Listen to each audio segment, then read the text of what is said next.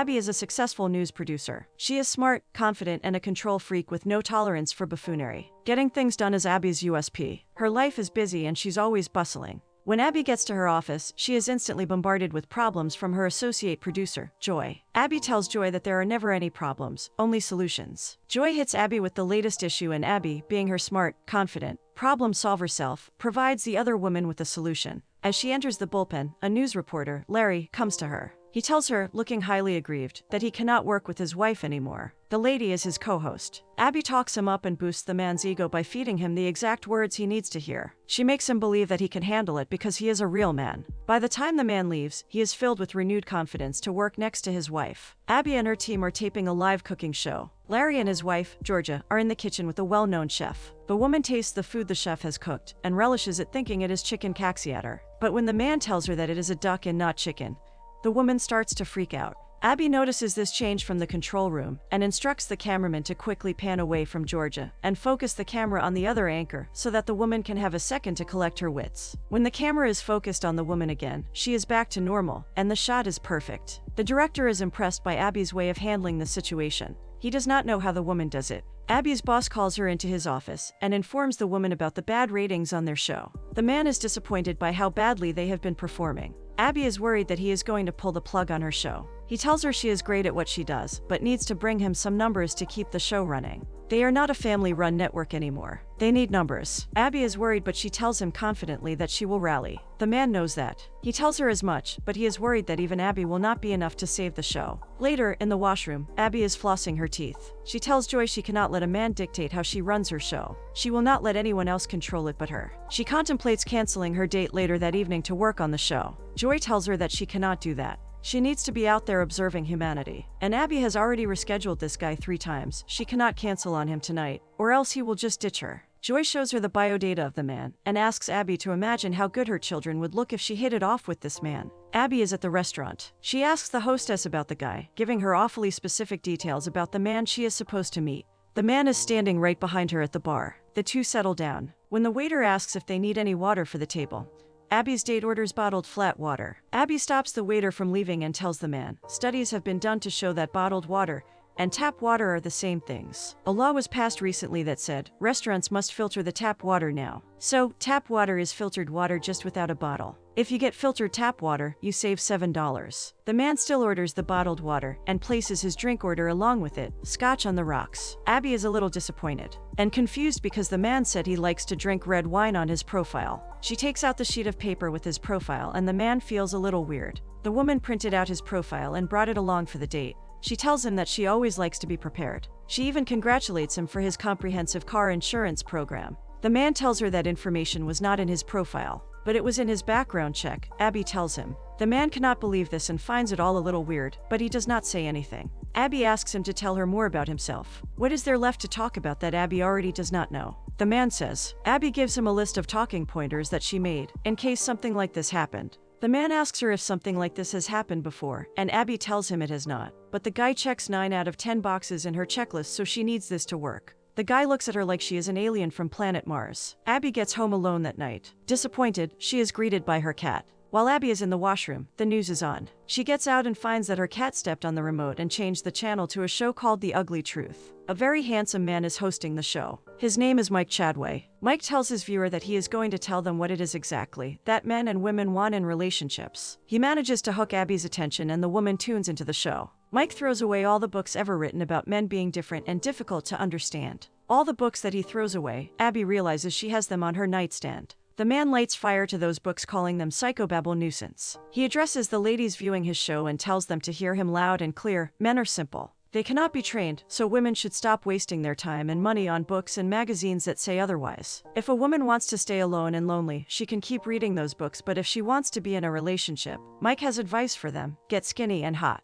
Abby is appalled to hear that. Her jaw drops to the floor as she stares at the TV screen in disgust. The man goes on to tell the women to get skinny and buy enticing lingerie, because all men are interested in his looks. No one falls for a person's personality at first. What attracts them is the looks. Mike opens the line to take calls and Abby, absolutely disgusted by the man and his claims, calls him. Before her call can connect, a different woman calls the line. She yells at Mike for burning those books. They have saved her life more times than she can say. Mike asks the woman what her boyfriend's name is and the woman stutters. She does not have one at the moment. That is only proving his point. Mike laughs at her and calls her Shrek. He hangs up on her. The next caller is Abby. She shoots off by questioning him if he is saying that men are incapable of love. Mike laughs. Did he burst the woman's romance bubble? Abby retorts that the only thing he burst is his own credibility. She thinks men are completely capable of experiencing love. Mike tells her he will play along. Who is the guy she is referring to? Abby tells him that the guy is smart and handsome, but in a way that he does not know it. He is successful in a meaningful job. He loves red wine,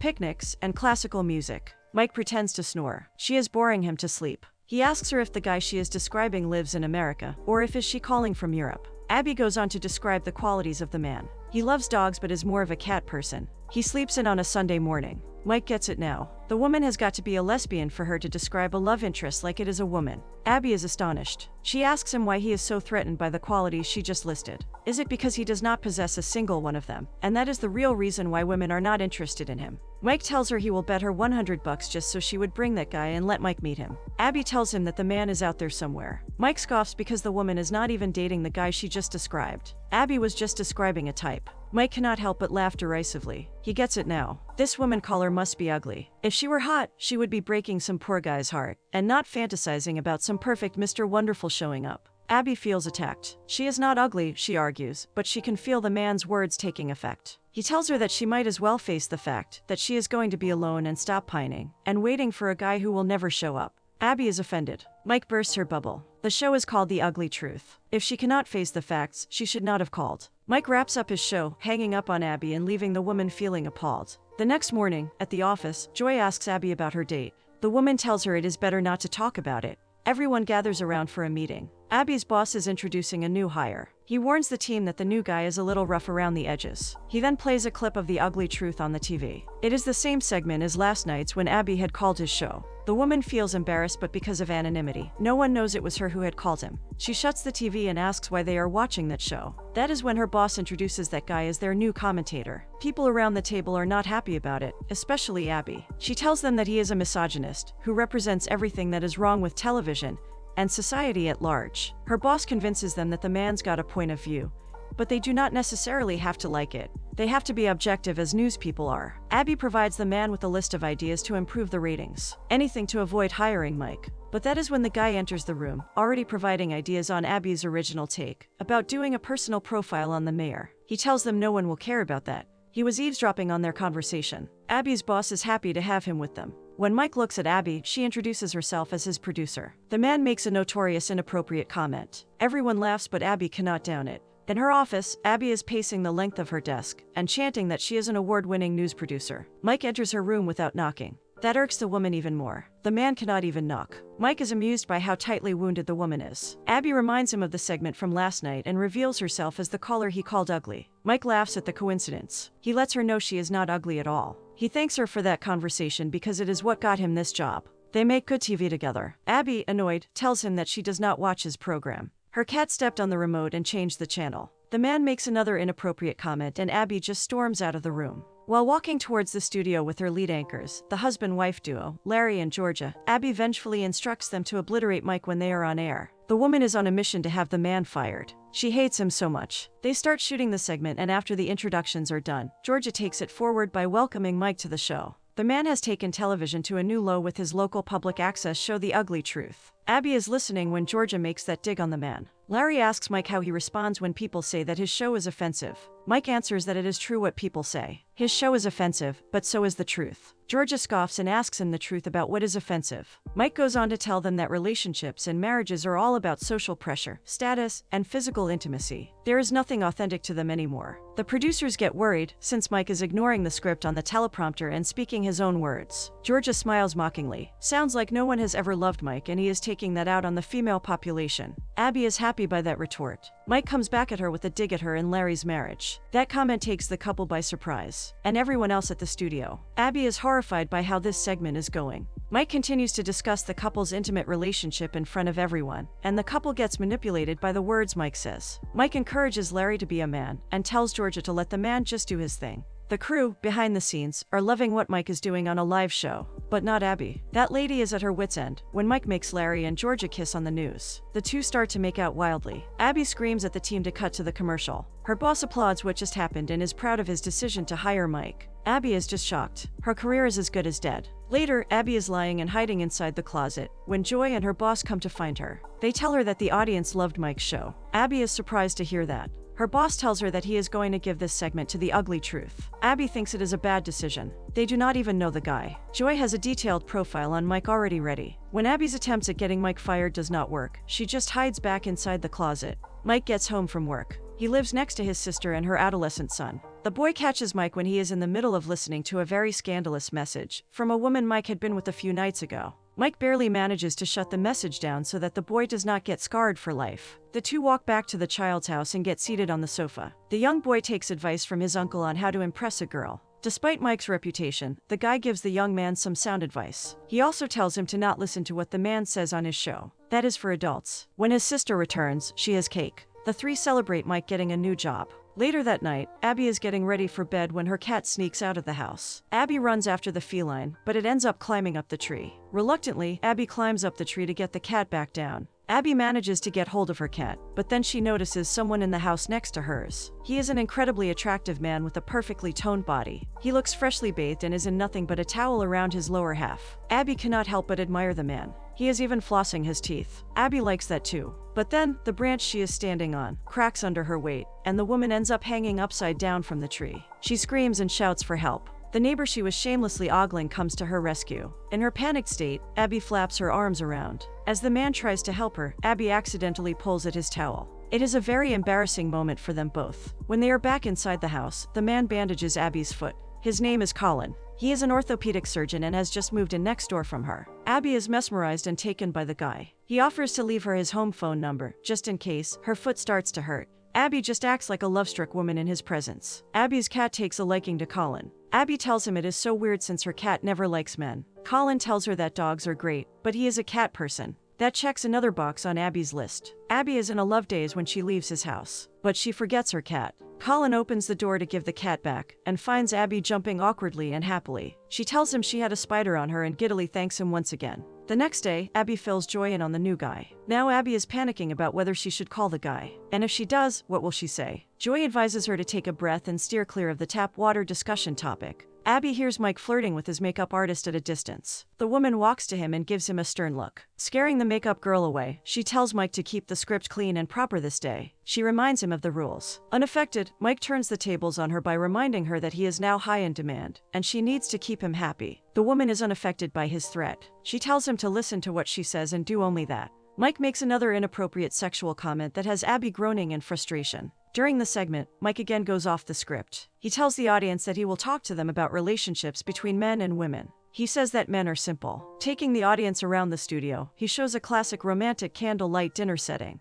Then, he takes them outside the studio and the camera pans on two women, clad in bikinis, wrestling in a pool full of strawberry jello. Abby cannot believe Mike did this again. The man goes on to ask the audience to see what options men would choose: the half-clothed women or the couple dining together. The women pull Mike into the pool, giggling. Abby decides to make the best out of this situation. She gives Mike instructions to lick the jello off the girl's finger. The man does what he is told, and the cameras stop rolling. When Mike returns to the studio, Abby goes ballistic on him. She is so upset with herself for suggesting that last move. It was cheap titillation, and she hates herself for it. She cannot help but imagine her career going down the dump and ending up giving naked weather reports. That night, Abby has a nightmare about her becoming a weather girl and having to report while fully unclothed. She wakes up with start to the advertisement of The Ugly Truth playing on the TV. The woman groans and falls back to sleep. The next morning, at the office, Abby gets to know that the ratings of her show were high, but the woman's not too happy about the way she achieved those. Mike shows up at the coffee station next to her and tells her that the people from the corporate would be coming next week to take him out to dinner. Abby makes a sarcastic comment. Mike asks her why she hates him so much. She tells him it is because of what he represents. So, she hates the truth, Mike deduces. Abby tells him that his skewed perception is not the truth, but her imaginary boyfriend is. Mike retorts. Abby tells him that she has met the man.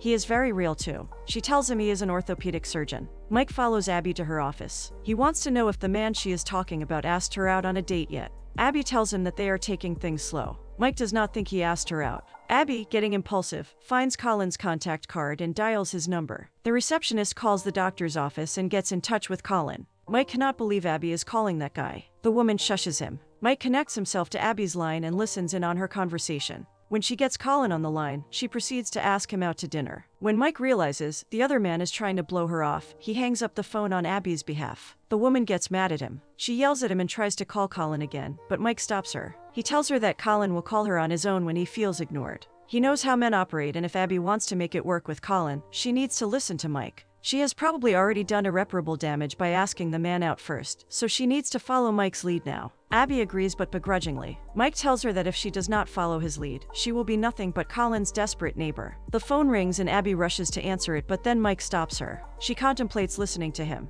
Having no option, the woman gives up. She says exactly what Mike asks her to say on the phone, making her appear unavailable and a little hard to get. That impresses Colin. The man tries harder to get her attention. Then Mike asks her to make him stay on hold for a few extra seconds. If the man is still holding after 30 seconds, that means Abby might have a chance with him. Meanwhile, Mike makes a deal with Abby. If she does exactly as he suggests, the woman can get Colin wrapped around her finger. And then she will agree to work with Mike without any fuss, because they can do great work together. Abby asks what happens if it does not work. Then Mike will quit. Abby is surprised by Mike's confidence in himself. More than 30 seconds have gone by, and Colin is still waiting. This proves Mike's point already. The man hangs up the call for Abby and gets her to leave the phone alone. The phone rings again and it is Colin calling. Abby is impressed by Mike's accurate predictions, but Mike asks her to not take the call yet and leaves the other man wanting more. Mike and Abby talk over coffee about the rules of getting a man. Rule number 1, never criticize. He tells her that men are incapable of growth, change, and progress, so she would only be wasting her breath. Rule number 2, laugh at everything a man says. Funny or not, that is irrelevant. Then, Mike takes Abby shopping. Rule number 3, men are very visual, so they will have to change Abby's look. The woman does not like the idea at first but agrees to go along. Mike helps her buy the correct lingerie and dresses. Rule number 4, never talk about your problems. Mike tells her that men do not care about what she is saying. They only pretend to. He tells her that if Colin likes her, he has already imagined her intimately, no matter if he is a saint of a guy. Then it is time for a hairdo. Later that night, Mike waits for Abby as she dresses up in her new clothes. It is a black bodycon dress that hugs all her womanly parts perfectly. She even has hair extensions on. She looks stunning and Mike, even though does not admit it, is completely taken by her. Abby's concern is that she does not want to be perceived as a bimbo. Mike reassures her that she will not be. Then he tells her that she needs to learn how to flirt. The woman informs him she already knows how to. When Mike does not believe her, Abby takes the matters into her own hands. She starts to flirt with him, running her fingers over him, and things get a little too serious for Mike. But the woman plays him and then laughs. Mike cannot believe he fell for her little trick. The doorbell rings and it is Colin. Abby gets nervous. She is not ready to face him. Mike assures her that she is fine. He tells her to keep the conversation under a minute, and that is it. Abby opens the door. Colin takes one look at her and is wowed. He asks her why she did not call him back after putting her on hold. Abby laughs and acts like she completely forgot about it. Then she asks the man to call her later because she is busy now. She rushes him out and closes the door on his face. Then she turns to Mike, who is hiding behind her couch. The man tells her to make Colin wait and suffer. From the other side of the door, Colin asks Abby out on a game on the weekend. Abby starts doing a little happy dance when she hears that. She is so happy Mike's plan is working. Mike watches the woman with awe as she dances. At the game, Abby is wearing an earpiece through which Mike is talking to her. He is seated a few rows behind and watches Abby and Colin. He instructs her how to respond to Colin and keeps her in check. Colin and Abby settle in their seats. The team makes a home run, and everyone stands to cheer. When they settle down, a girl recognizes Mike. She coos and tells him she loves him, hugging him. When the woman's boyfriend sees her hugging another man, he starts a fight with Mike. Mike curses at him and Abby, hearing his command, curses at Colin. The poor doctor is taken aback. Then Mike tells her that he is not talking to her. Abby repeats the sentence to Colin. The poor man thinks he did something wrong. Mike tries to damage control. He gives Abby the instructions and the woman manages to save face. Colin then buys her a hot dog. Mike instructs her to eat the hot dog seductively because men like that. The poor woman ends up knocking Colin's hot dog over on his pants instead. Panicked, she tries to get the stain out of his pants, but the scene gets recorded on the camera. It comes out as something intimately inappropriate. Having made a fool of herself, Abby gets back home with Colin. She apologizes for embarrassing him. Colin reassures her that it is all right. He is used to figuring out women in 5 seconds, but he cannot seem to figure Abby out. Mike quips that he figured the woman out in 2 seconds and Colin is a complete idiot. Abby pushes her chest out, as instructed by Mike, and says goodnight to Colin. Just as she is leaving, Colin pulls her back and kisses her. Giddily, the two say goodbye. When Colin gets inside, Abby runs to meet Mike, who is hiding in the bushes. She runs into his arms and hugs him, happy to have finally gotten ahead with Colin. Mike thinks Colin likes Abby as well. The woman is so ecstatic. When Mike leaves there, he has a bittersweet feeling that he cannot quite place. The next day, Mike is doing a segment about monkeys whilst wearing a gorilla suit. His nephew walks onto the set. When Abby tries to send the child away because the segment is inappropriate for his age, he tells her that he knows Mike. When Mike is done, he meets his nephew. He asks the kid to not come on his sets because they are not kid-friendly. The kid asks him about a crisis he is in. Some girl asked him to dance. He wants to know if it will be too dorky if he accepts it. Mike tells him it will be so cool because women are coming to him. He should accept the girl's invitation and relish this moment. Abby sees the sweet exchange between the two guys and smiles to herself. When the kid leaves, Abby tells Mike that Colin called her, and he wants to get together again. She does her happy dance. She then asks the man how long she should wait before getting intimate with Colin. Mike advises her to make Colin beg a little before she gives in. Mike finds out that it has been 11 months since Abby has been intimate with another man. He feels for the woman. He then asks her how often she gets intimate with herself. Abby gasps in sheer embarrassment. The woman does not do anything like that. She feels it is just so impersonal and she does not look at herself that way. Mike tells her that she should start doing so, because if she does not want to think of herself that way, then why would Colin? One night, a gift package arrives at Abby's doorstep. She takes it inside and opens it. It is a gift from Mike, a pleasuring device underwear for women. Abby gets ready for dinner with Colin, but the man lets her know he is running late. While passing time, Abby decides to try on the gift that Mike sent her. She trades her normal underpant for the new one, but before she can use it, the doorbell rings. Thinking it is Colin, Abby rushes to open the door and stuffs the remote of the device into her bag. Mike and her boss stand on the other side of the door. They have come to bring her to the dinner with corporate. Abby complains that she has a date and cannot leave. In the end, Abby ends up going to the office dinner with Colin as her date. When they reach the restaurant, Abby finds out that Mike invited the girls who wrestled in Jell-O for a segment with him. She is not thrilled about it. After everyone gets settled at the table, Mike makes a joke about this dinner being his promotion announcement. Everyone laughs, but Abby kicks him under the table. The remote for the underwear rolls out of her bag that is next to her chair on the floor. A young boy finds it. The boy, not knowing what the remote is, starts to push its buttons. Abby feels the vibrations of it. The woman ducks down under the table and looks for the remote. Mike, who is sitting next to her, asks her why she is acting weird. Abby barely manages to tell him about the underwear as she is hit with waves of pleasure. The kid keeps playing with the remote's buttons, and Abby keeps feeling it the entire time she is sitting at dinner. The woman can barely breathe as she tries to keep a normal conversation with the people around her. Mike spots the kid with the remote but does nothing to help poor Abby. He enjoys the situation and cannot stop laughing. Fortunately, no one can guess what is wrong with Abby, and the woman manages to conceal what she is experiencing on the inside from everyone but Mike. When the dinner ends, Mike takes the remote away from the little kid. Abby cannot believe he knew the kid had the remote the entire time. He lets Abby know that he thinks Colin really likes her. Abby is happy to know that. She leaves with Colin and Mike cannot help but watch her go. There is a look of longing in his eyes. Abby and Colin get closer. They go on long drives and picnic near the lake. Colin feeds her caviar from his own hands. When he is not looking, Abby spits it out but pretends to like it for him.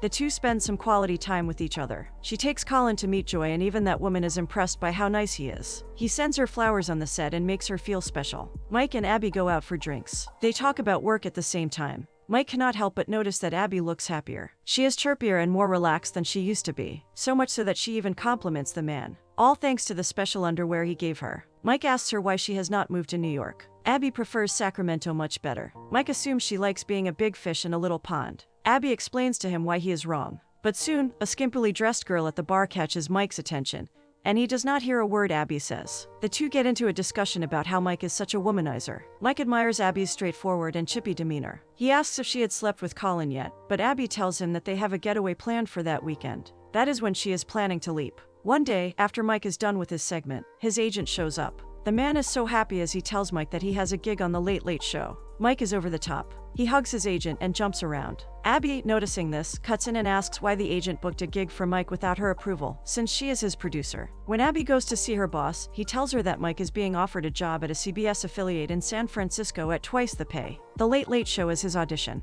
He tells Abby to go with Mike to the show this weekend. But what about Abby and Colin's getaway? Abby does not like it, but she must make sure Mike is not poached away. She just needs to make him sign a contract that binds him to their show for 3 years. Abby reaches San Francisco but is not too thrilled to be there. She could have been with Colin instead. She enters the hotel and Mike spots her. He is surprised to see her there since he was not expecting her. He mocks that she could not just stay away from him for a day. Abby could not be more annoyed at him. The two carry on to the show. In the car, Abby suggests going over the pre-interview questions. Mike deflects her, saying that he is sorry she could not go with Colin. Abby tells him to stay on topic. She asks him what the interviewer might ask him. How did his show The Ugly Truth start? Mike replies that he used to listen to talk radio a lot while working his sales job. Then he started calling in and realized that he was smarter than everyone else. Abby mocks his self-absorbed mindset. The man reminds her that if it were not for him, she would not have a boyfriend. He might have helped her get Colin, but the man stayed because of her. Mike tells her that she is back to her normal control freak psycho self again. Abby takes offense to that, but Mike lets her know that Colin likes the version of Abby that Mike created,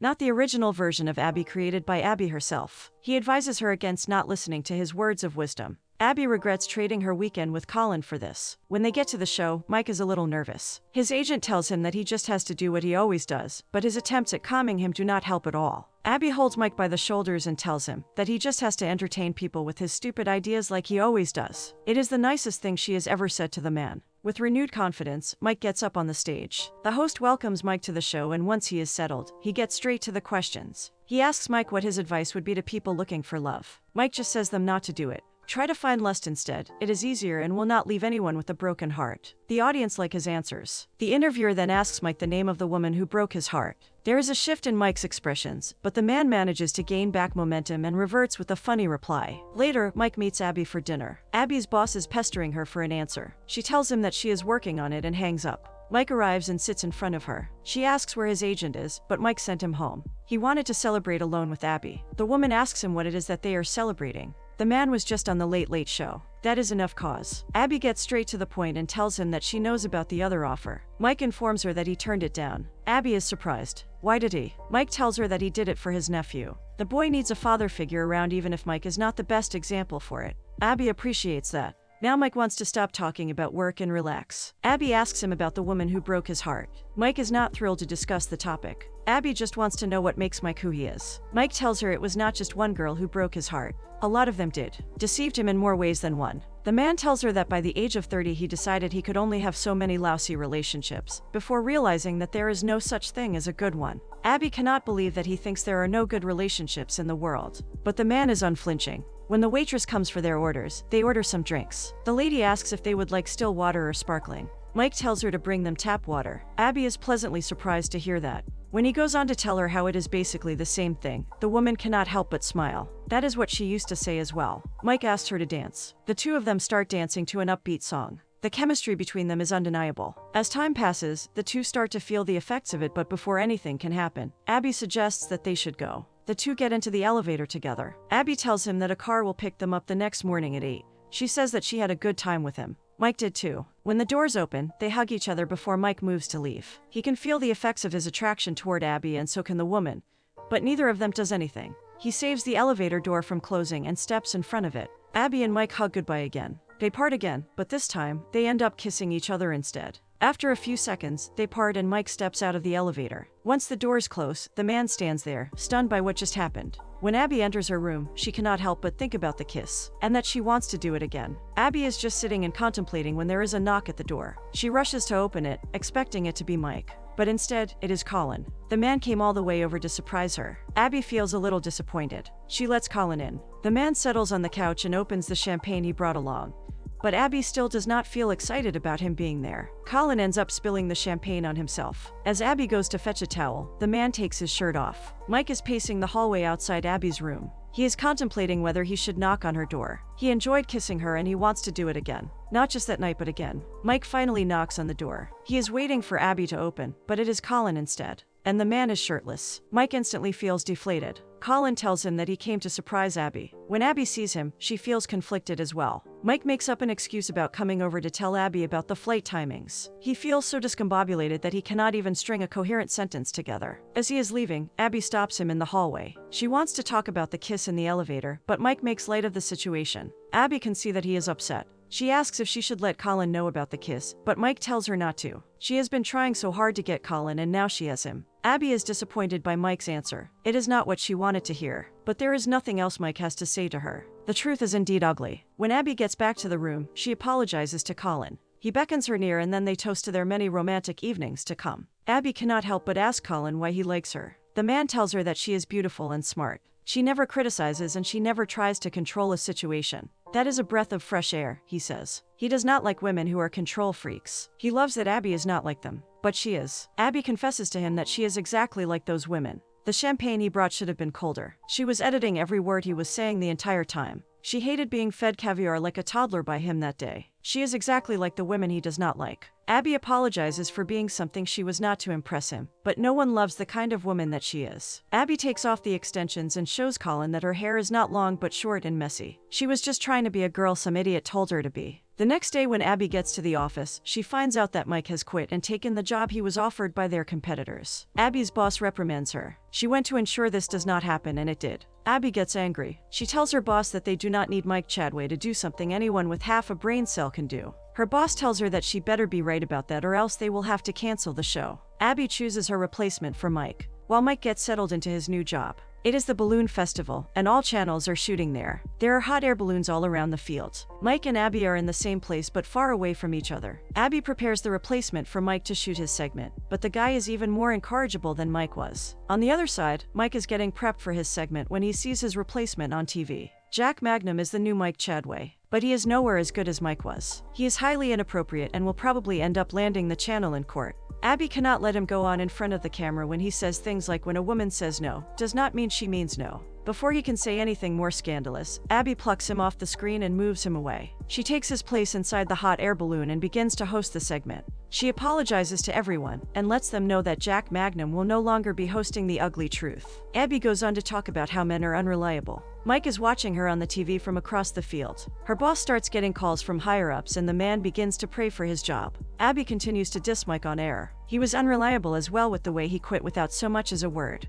Men cannot step up and do what needs to be done. When it is time for them to make a move, they chicken out. When Mike hears her say that the man cannot take it anymore, he starts running in her direction. Meanwhile, Abby lets the viewers know that the big, strong, brave men that women have all been reading about in books are a fallacy. Those men do not exist. Men are not strong or brave. They are just afraid. She tells the viewers that even if they have a hotel elevator moment that is full of potential with the man will never be able to grab the opportunity, because men are weak. Suddenly, Mike hops into the hot air balloon and takes the mic away from Abby. He speaks into the camera that women think they are the victims, and that men break hearts for sport, but it is women who do that. All women want is to fulfill their mental checklist. Abby and Mike start to argue right there on live TV about what happened that night after their moment in the elevator. Abby blames him for running away and not taking a chance. Mike tells her that he was unwilling to compete with the guy that was in her bed. Before they can argue more, Joy announces that they have 10 seconds left. The hot air balloon is set to soar up. Mike and Abby cannot get out in time as the balloon rises in the air. They are with the tour guide guy who is controlling the balloon. Joy lets the camera in the balloon keep rolling so that everyone can witness Abby and Mike's conversation up in the air. Mike sarcastically suggests that they should pass time, and Abby should tell him about the fun night she had with Colin.